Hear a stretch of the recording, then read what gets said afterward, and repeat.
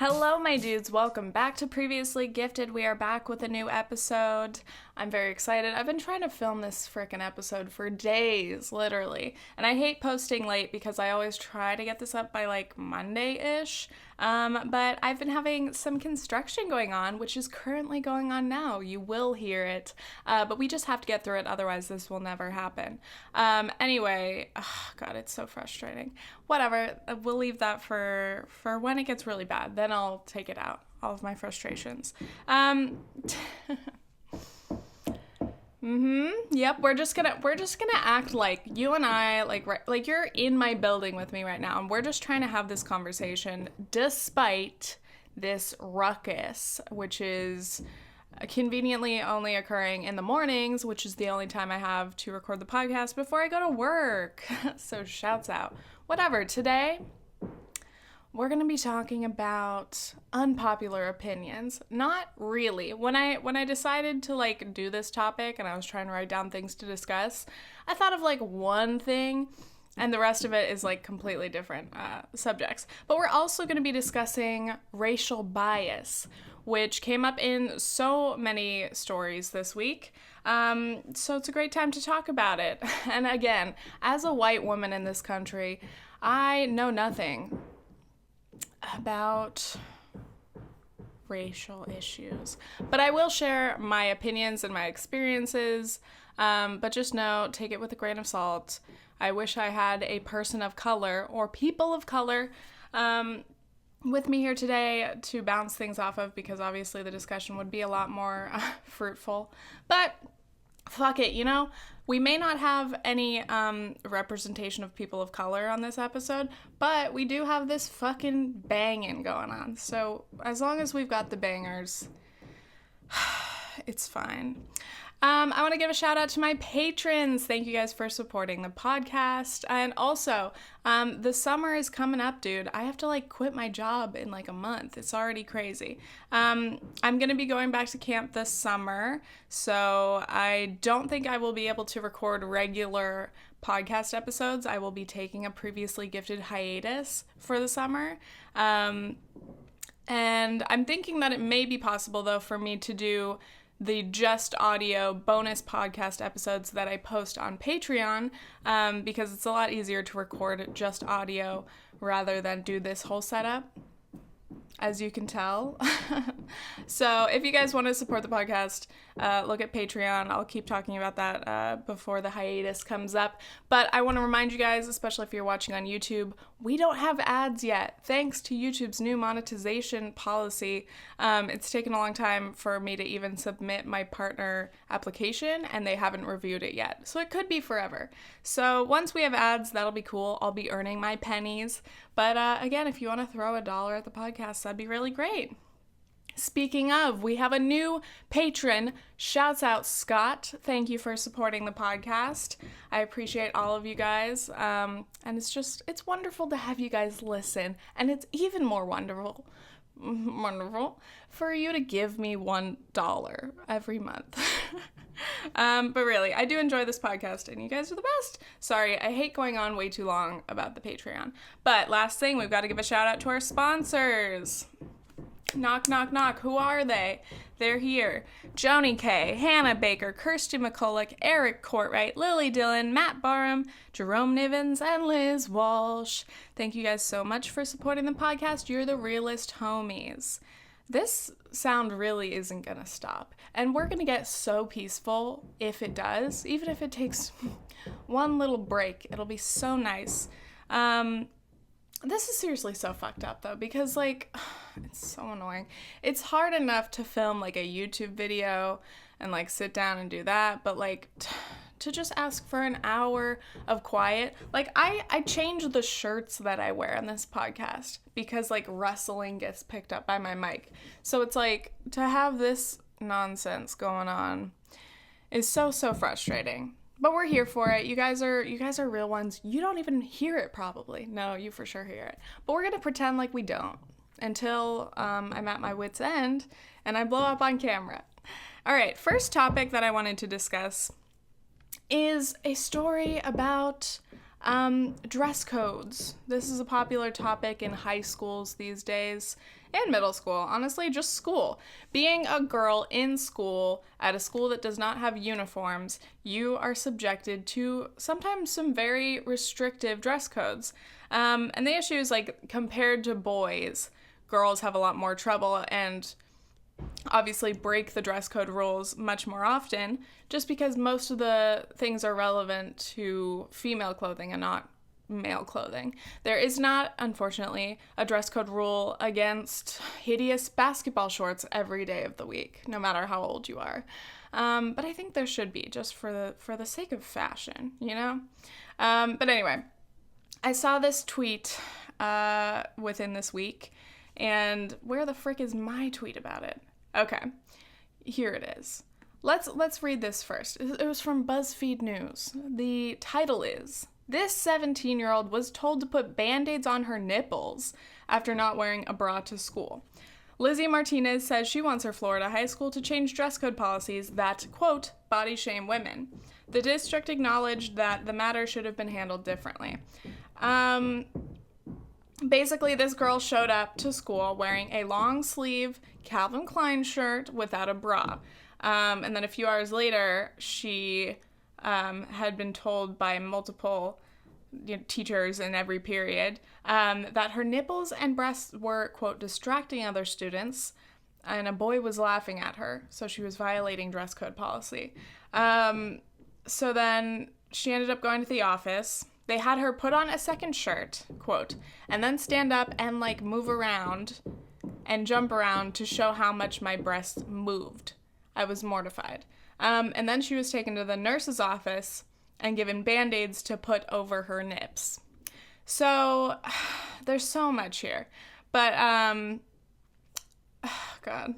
My quote tweet was this: "May be an unpopular opinion, but I think it's fair for dress codes to not allow free nips. That being said, adding the second shirt should have been enough. Making her jump around to prove her breasts were controlled is absolutely disgusting and unacceptable." So basically that does sum up my thoughts on this.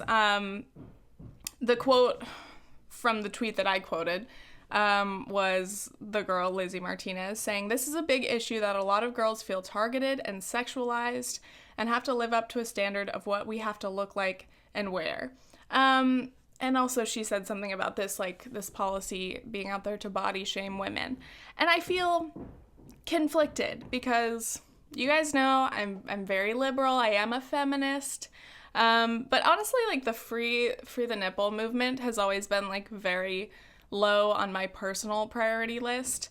I know it goes much deeper, and obviously the sexualization of female bodies is an issue, especially young female bodies who are just trying to go to school.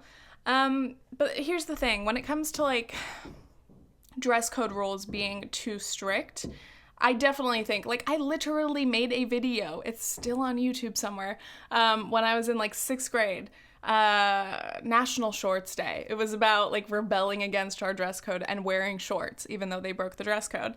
And definitely, like, back in, like, the summer or the hottest months of the year, it was so hard to go to school and not wear shorts or not wear a short sleeve shirt because it was against the dress code. You know, I think in middle school we weren't allowed to wear tank tops, and then our shorts were supposed to be fingertip length when you put your arms down, and that's like more than halfway down my thigh, like near my knees almost, depending on how long your arms are. And it's like, who the fuck has shorts those long? We're not out here rocking Bermudas. We are not girl-defined ministries. Shouts out. But seriously, everybody was like, okay, I understand not wearing booty shorts. I understand that my butt cheeks can't be out. But, like, can I wear shorts, like, a couple of inches shorter than this arbitrary fingertip requirement? But the real frustration behind those dress code policies is, like, yeah, the point is, like, it's distracting. Like, girls' legs are distracting to male peers and even teachers. Like, they say that, you know? And, like, shoulders and arms. And it's like, what the fuck? If you're sitting behind a girl who's wearing a tank top and you're distracted by her shoulders, that is your own prepubescent or horny ass middle school boy problem, you know? But again, like, it's hard because, I mean, I don't know. I guess there do have to be limits and there do have to be rules, but like, I don't think they should be as strict as fingertip length, you know? And it's hard to think of a rule that fits better. But anyway, obviously the sexualization of girls' bodies is an issue because guys don't have that issue. Guys can wear their t-shirts and shorts and whatever. The only issue I've ever seen guys have with dress codes was like baggy pants showing their boxers. But otherwise, guys don't have as many restrictions at all. You know, they're not allowed to wear like gang attire, you know, your chains and your fucking... what else do they call gang attire? Pajama pants, literally. Or bandanas, right. Or hats. Well, poor boys aren't allowed to wear hats. It's a travesty. But anyway, this issue with the nipples, I'm like... It's not high on my priority list because there are so many other systemic issues that target women that are so much more hurtful than just not being able to show your breasts and stuff. But I get it. I mean, ideally in society, we would change. Like, for example, we shouldn't sexualize, like, mothers breastfeeding. Like, there are people who are straight up offended by seeing a boob feeding a baby. You know? That is wrong. But when it comes to, like... the freedom to show your nipples. Wow, voice. Oh my God, I sounded like Sophia Bush for a second. When it comes to the freedom of like showing your nipples at school, that's where I'm like, no, let's pick our battles, you know? It is 100% wrong that she was forced to go through this like prolonged, embarrassing, mortifying experience of having like multiple administrative people at her school judging her boobs and drawing way more attention than her nipples would in class under a long sleeve shirt, whatever. You know, the fact that they made her like move around and were like judging to see if her boobs were fine. Oh, it's so fucked up. That is absolutely disgusting. Forcing her to put on Band-Aids, that's also a very strange thing. Like I said, I think adding another shirt should have been like the limit of the dress code and saying, okay, in the future, you've got to wear more layers. I don't think a school should force you to wear a bra because again, like how is that going to be enforced? We used to get in trouble for our bra straps showing. So it's like, okay, you have to wear a bra, but keep it hidden. It's frustrating. But we know nowadays, like people, a lot of women prefer bralettes or like lighter kinds of bras that aren't so painful or cumbersome. But, you know, even wearing a bralette, your nips can peek through too. So it's like, it's a very difficult issue. And again, like enforcing that in schools, just get over it. Let's not. But to call this, you know, I don't know. I just feel like this specific incident was kind of blown out of proportion. Obviously, it's good that it leads to a greater discussion of like sexualizing women and like policing what we wear and, you know, all of that. But I think if you're going to high school, you're a 17-year-old junior, you know, like you know, you wear a bra at some point. You own bras, I'm assuming. Just like wear a bra to school. You have to dress a certain way at school or at work. You know, there are just certain societal like dress codes that apply.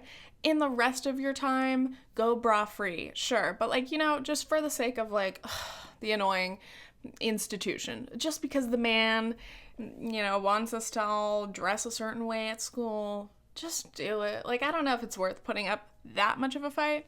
But again, I wish this was a thing that we could change. And over time, I hope that it will change to where we see male and female nipples in the same way and not, you know, this gross over-sexualization of female breasts and nipples. And then, you know, of course, guys are allowed to have their nips out all the time. But so I tweeted that, and I didn't know if I was going to get some backlash from my followers. But I got one response from a girl who said, but male students aren't asked to band-aid their nips when they are visible. And I said, right. I'm all for freeing the nips, but in situations like school and work, I understand why specific dress codes are in place. And she said, okay, but even in those situations, men aren't asked to stop their nipples from showing through their shirts. And I was like, okay, I'm gonna stop replying because, like, at this point in society, today, especially in high school where everybody's so horny and whatever. I hate that word, by the way. Sorry for saying it like twice already. In high school, like, I don't know. Just in today's society, male and female nipples are not equal. We know that. Should it be different? Yes. But, like, of course male nipples in this society aren't asked to be band-aided. It's like, and even in the future, they wouldn't be, because the equality we are searching for in the Free the Nips movement is just like, oh, it's fine for nipples on men to peek out? Okay, then it should be what? It should be the same for women. So hopefully there will be no band-aiding of nips at all in the future, but it's just like, I was like, I don't want to argue this forever, because obviously we're just going to talk in circles, but it's hard because when you're, say, like a liberal like me, or super liberal, or whatever, you're very active about, speaking your case and whatever, activating, what a fucking idiot, advocating for different causes. I do believe it's possible to get too extreme in the sense that you blow small incidents out of proportion, and that takes away from the focus that should be on really major, impactful issues. And anyway, I'm not the person to, say what the most important feminist issues are or whatever. But I don't think it's too crazy to say that having to wear a bra or something to school is that crazy, all of these different sounds are driving me absolutely insane. Next up, we're going to talk about, honestly, just a lot of, like, racial issues, because there were just so many incidents going on this week. So I'm going to pause my camera, and then we will be back to talk about the Starbucks story. Stay friggin' tuned.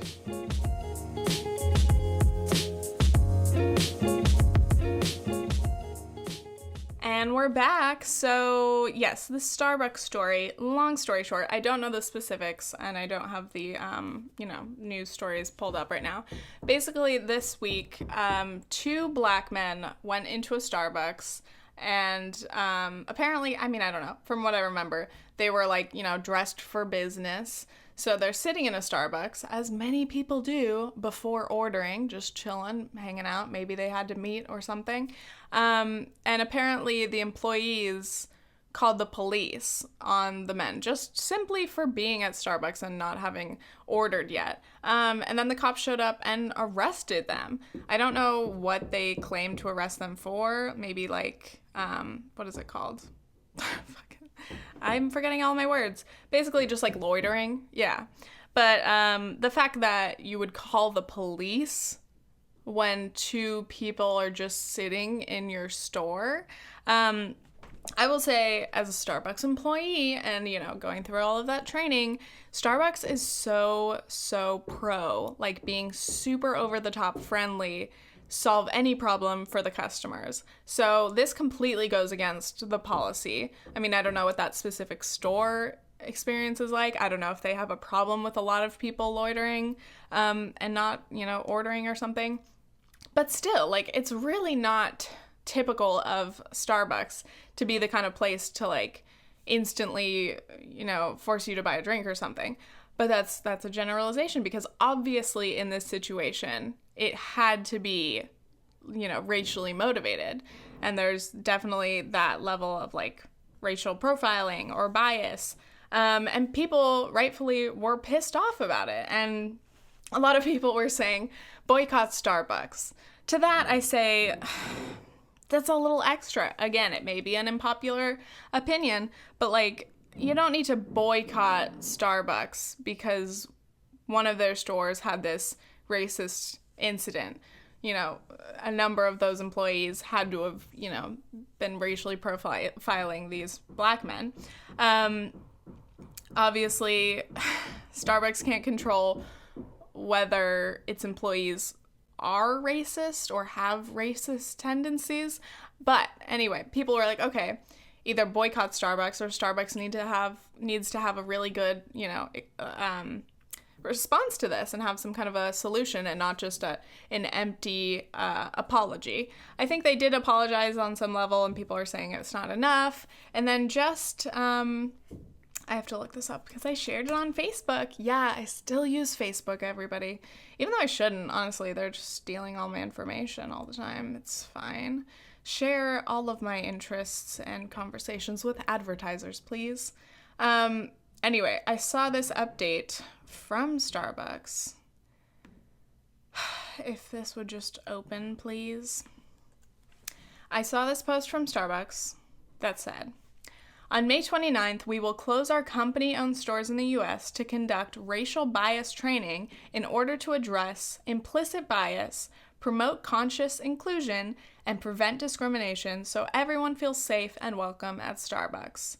The curriculum will be developed with guidance from national and local experts, including people from the Equal Justice Initiative, the NAACP, the Anti-Defamation League. The training will impact nearly 175,000 partners across the country and will become core to the orientation process for new partners. These experts will hold us accountable by monitoring and reviewing the effectiveness of the measures we undertake. We're ashamed and recognize that racial bias is a problem we need to and will address. First of all, let me say, this is major. Like, companies don't do this often, so you have to give Starbucks credit. Some people were saying, oh, this is just a big PR move. They're just taking advantage of this so that they can look good. It's like, okay, to whatever extent that this may be a good PR move, possibly, at least they're actually making a concrete action. It only applies to their company-owned stores. I actually don't even know if my store is company-owned. But I don't know if I'm still going to be at Starbucks by the end of May because I have to be leaving soon. Anyway, that's irrelevant. I think it's important. And the fucking comments on this post, dude. Like, oh my God. There is no end to the idiocy of Facebook comments, you know? And I love reading them, and I make myself so angry every time. But, like, the top comments are always so dumb. So, oh, cool. All this is a ploy to get media coverage and get them off their back, blah, blah, blah, blah, blah.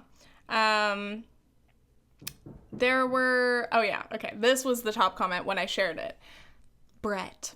So now millions of people can't have Starbucks? It was one incident in a country of thousands of locations. Rare accidents are going to happen. Talk to all employees for 10 minutes to make sure it doesn't happen again and get back to work. This dude is pissed that his Starbucks may be closed for one day. And actually, it's not even going to be closed for the whole day. It's going to be closing in the afternoon, okay? Brett, are you fucking serious, dude? Millions of people can't have Starbucks. Guess what? Everyone can live without Starbucks.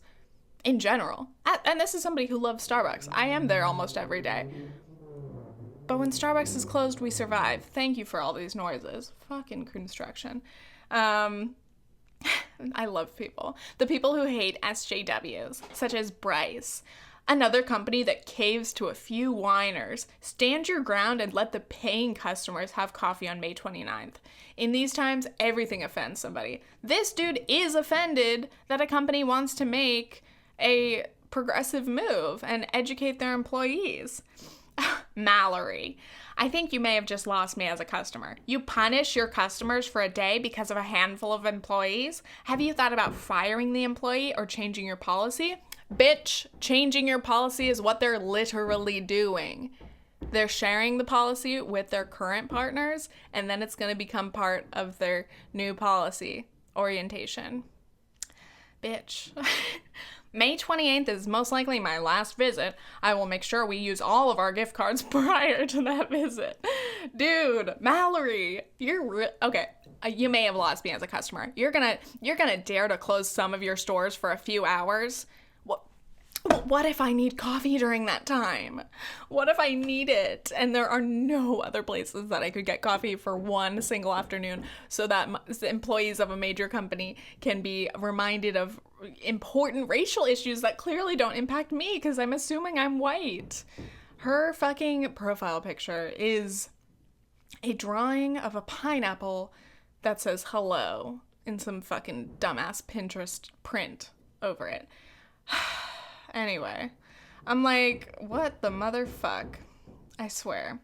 Anyway, it's like, this is important. Like, honestly, every company should have this kind of policy, just as it has, you know, sexual harassment and everything. But it needs to be serious. And I think Starbucks is the kind of company that does take the treatment of its employees seriously and the treatment of its customers. But anyway, like this is a good move. And people are saying, this won't solve racism. Obviously, if a fucking afternoon with your Starbucks manager could solve racism, that'd be great. But like, this is an important step. Even if it doesn't change any racist mind, which obviously this kind of training wouldn't, it shows that the company will not allow this. And that does impact how the employees will treat customers, because if you know you'll get fired for racially profiling someone and kicking them out of your store or discriminating against them in any way, you're gonna behave differently, even if you are racist, you know? So I think it's a good move. I say good job, Starbucks. That's a step in the right direction. Again, it doesn't solve all of the problems at all, but like, you know, it's a start. And every company should do this, because it's not just Starbucks. Things like this happen all over the place in every kind of industry. And speaking of that, I've seen so many other things pop up on Facebook and social media of other Black people being discriminated against in all kinds of places. Another one that I saw was, again, in another Starbucks. This was in Redondo Beach in California. Apparently, a Black man came in and was in line to buy something and wanted to go to the bathroom first, so he asked for the restroom code, and they wouldn't give it to him. They said, the code is for customers only, and he was just about to buy something. So anyway, he sees this white kid walk out of the bathroom, and he goes up and he's recording the whole thing now. He's like, hey, what's your name, man? Weston. Did you buy anything before you got that restroom code? No, but I was about to. So this white guy can get the bathroom code without buying his drink first, but this Black man can't, you know? Like, that is discrimination, you know? And some people will be like, oh, well, we don't know the circumstances. It's like, if you're going to have an absolute policy that you have to be a customer before you get the restroom code, treat everyone the exact same way. There is no way that it should be allowed that, God damn it, that some people get the code and other people don't. Especially when the people who don't get the code happen to be Black people, you know? It's like, fuck. I don't know what kind of work they're doing, but I apologize to you guys. Thank you so much for still listening. If any of you are still listening, please comment down below on YouTube or like tweet me, because I know this isn't the pleasurable experience that we usually have with only the sound of my sweet voice and spit and burping, and my shirts moving and my chairs squeaking and stuff, but also it sounds like a fucking dragon roaring in the basement. Again, they only do this work in the morning, and then I go to work in the afternoon, and then it's all quiet. I'm just gonna try to record, like, in the fucking, on the weekends or something, because, sorry, I'm just enjoying the sound of silence. And now it's over. I feel like they're right on the other end of my wall. Anyway, the thing is, I cannot speak to this issue. Like I've said, I am a white woman, and I try as often as I can to recognize my white privileges. And just the simple fact that I have never experienced racial profiling, and I have never experienced something like this. I definitely could fucking never see myself being arrested for sitting in a Starbucks without buying anything yet, you know. So it's hard for me to speak on these issues, aside from just saying white people need to do better. racist people need to fucking learn and realize that there should be consequences for them, and that incidents like this against people of color and minorities and whatever, any kind of discrimination, there needs to be very serious consequences.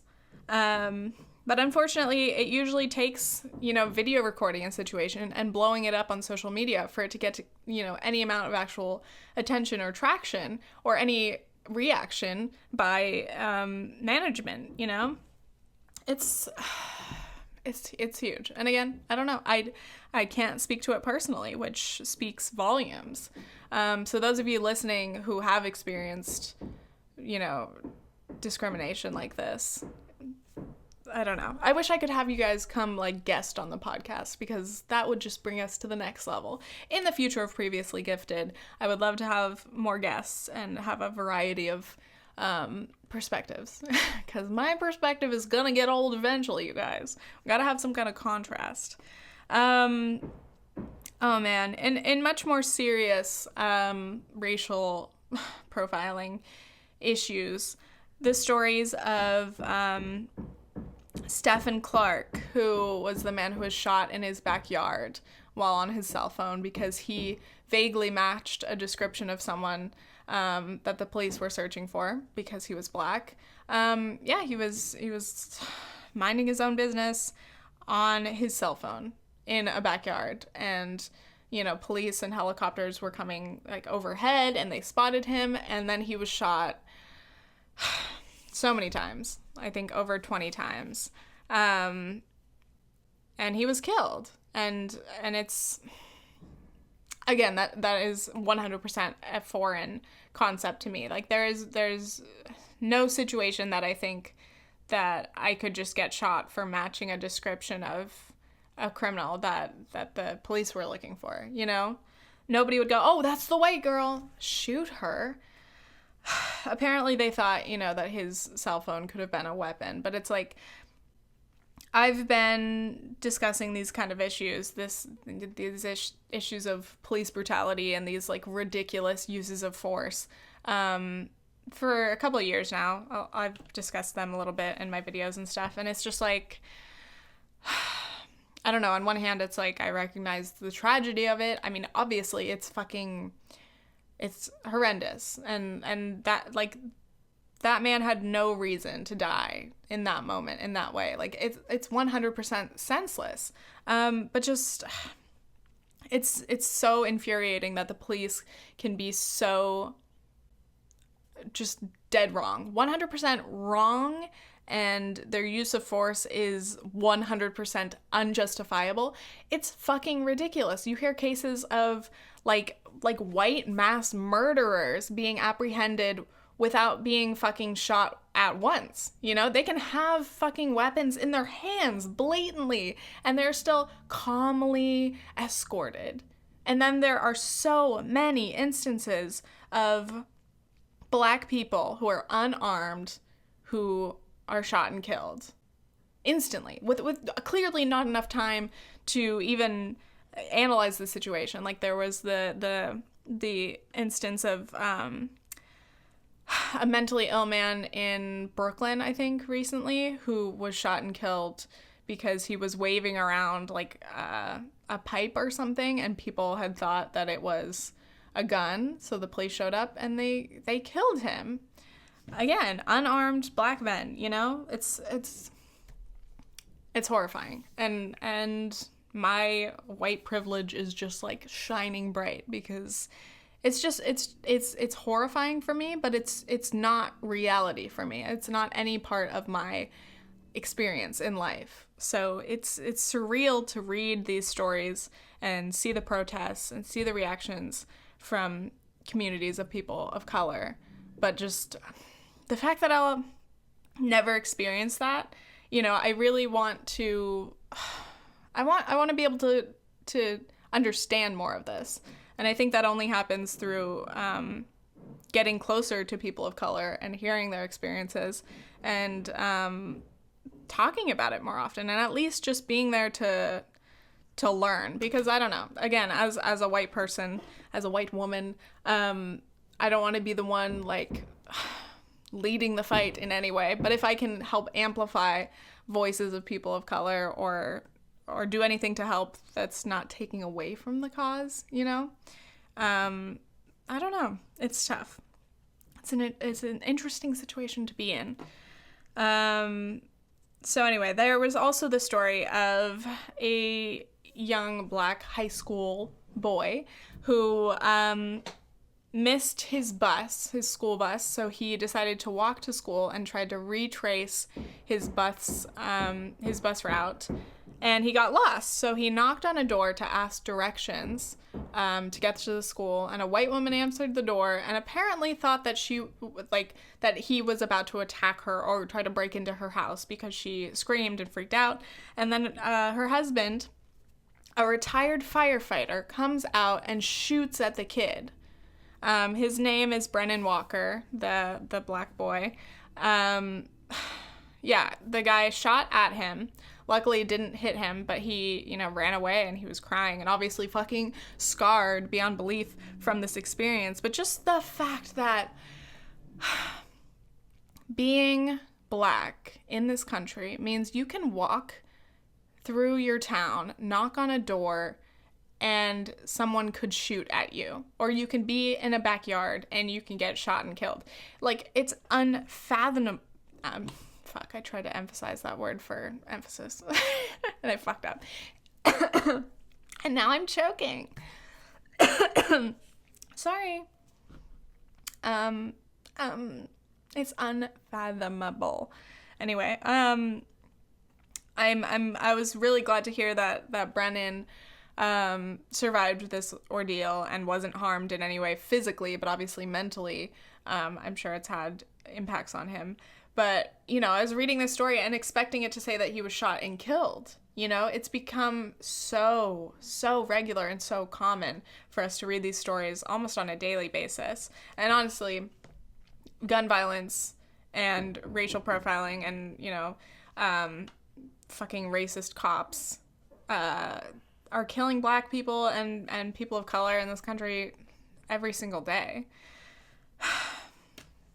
It's a lot. I'm going to take a break, and then we will come back and talk about other things, and maybe we'll lighten up in a little bit, but probably not yet.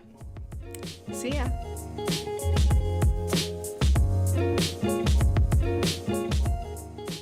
And we're back. Okay, I want to share a little tweet thread with you guys that I shared on Twitter. This comes from Twitter user Thomas McFall. Okay, I'm just going to read it and then we'll discuss.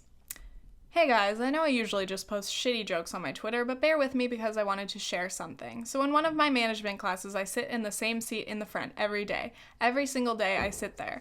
Now, I also sit next to some foreign guy that barely speaks English. The most advanced thing I've heard this guy say in English is, "Wow, my muffin is really good." This guy also has a habit of stacking every item he owns in the exact space I sit. His bag, his food, his books, and his phone are always right on my desk space. Now, every single time I walk into class, this guy says, "Ah, Tom, you here? Okay," and starts frantically clearing the desk of his belongings. He then makes it a habit to say, "Ready for class, yeah?" and gives me a high five. Every day, this guy gives me a high five. I was always annoyed with this guy. I'm thinking, dude, I sit in this seat every day. Why are you always stacking your shit here? And the last thing I want to do is give a guy who barely speaks my language high fives at 8 in the morning. Just get your shit off my desk. But today I come to class and was running a few minutes late. I'm standing outside because I had to send a quick text. I could see my usual space through the door out of the corner of my eye. Of course, my desk was covered with his belongings, the usual. As I'm standing there on my phone, another guy, who was also late, walks into the class before me and tried to take my seat since it's closest to the door. The guy sitting next to me stops this dude from sitting down and says, "I'm sorry, my good friend Thomas sits here." It was then that I realized this guy wasn't putting stuff on my seat to annoy me. He was saving me the seat every morning. And this whole time, he saw me as a friend, but I was too busy thinking about myself to take him into consideration. Cheesy as it sounds, I was touched. I ended up going into class, and of course, he cleared the seat, and he said, "Ah, Tom, you here? Okay." And I did get a high five. At the end of the class, I asked him if he wanted to get a bite to eat with me. We did, and we talked for a while. I got through the broken English, The guy moved here from the Middle East to pursue a college education in America.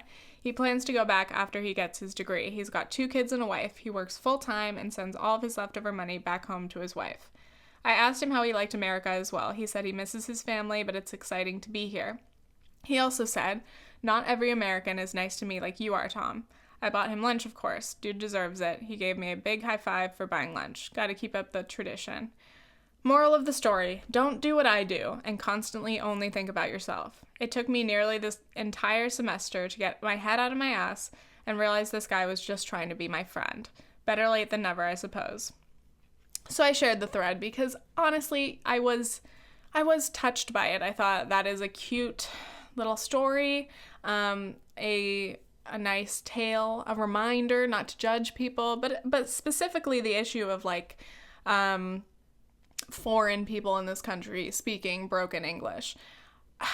I didn't fully realize the struggle in not speaking a language fluently while you're in that country until I was in France. Obviously, I was like intermediate at French, but I was like nowhere near fluent, and I absolutely could not express my thoughts in a way that reflects my personality, my intelligence, or anything. You know, when you're speaking a language that you're not fluent at, it's hard to really express what you're saying. And obviously you'll say things kind of awkwardly, or you'll mess up the grammar, or you won't be able to find, you know, more interesting vocabulary. But something that, especially in America, because we barely study foreign languages, we take it for granted because we have foreigners come and they may speak broken English, and so often they are laughed at and mocked, and people see them as stupid because they're speaking, you know, imperfect English. But if you take a fucking minute to realize, obviously, they're fluent in whatever language from where they come from, they probably know more than one language other than their, you know, native language and English. So they're probably fucking multilingual, and we're out here thinking they're stupid just because they're not fluent in English. Like, we are so English centric. And I know, like, English is the dominant language now in the world, but, like, that doesn't mean that it's the most important, or it should be the most respected, or that we should see anyone as less because they haven't perfected their English yet. You know, there are a lot of fucking not Native Americans. There are a lot of Americans who were born and raised here speaking only one language, English, who also sound like fucking idiots and can't spell for shit. So it's like, we can rightfully call those people fucking stupid. But like, for someone who is studying to get a degree in a language that they're not even fluent in, you know, like, obviously there's so many like levels of respect. And I think, you know, it's a good story, but I don't know. My friend, Julia, she tweeted at me, and I hadn't even thought of this. I'm ashamed to say I hadn't really thought of this until she replied. She said, her Twitter is @JujuWieners. Love her. She said, "Discuss this in your Unpopular Opinions podcast. Just another white guy using a person of color as a prop to further their savior complex with some very inherently racist undertones, to be honest." Yeah, I'm kind of ashamed that I didn't like really recognize that. I mean, obviously, as I was reading through the thread, I was like, I mean, there's definitely some like offensive shit he says in how he describes this man and how he, you know, describes his broken English and all of that. I mean, the point of the story is to show like how shitty he was, and now he's better because he, you know, it's not saying like this guy should not be called a hero. Like, some people in there were like, wow, this was incredible. It's like, he's not a fucking hero. He just did a thing that makes him more decent. You know, he's respecting somebody. He's taking the time to get to know somebody and understand their situation, you know, and be a little bit more sympathetic, you know. But the white savior complex is very interesting. And I love reading about these kind of